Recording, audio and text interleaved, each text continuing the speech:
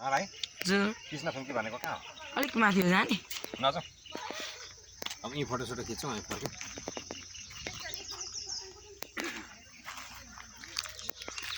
हजुर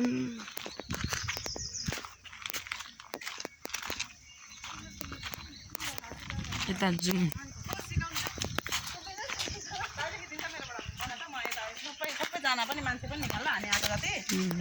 नमस्ते साथीहरू मैले ब्लग बनाउँछु एकछिन आइज भाइ पर्खिन अलिक त्यो ठाडो आओस् है कहाँ जानुभयो यो अनि कपडाहरू पनि हेर्दै राम्रो छ दादा बस्ने ठाउँ सबैलाई हामी चाहिँ यो बौद्ध मठदेखि माथि मेचुनागढी मिनी माउन्टेन भन्ने पर्यटक स्थलमा आएको यहाँ पिकनिक खान पनि सबैजना आउनुहुन्छ मिनी माउन्टेन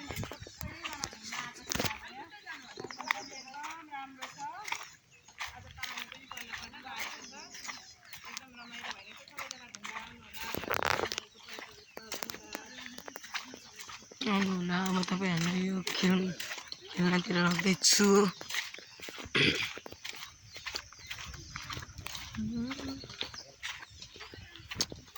यो चाहिँ ठुलो पिङ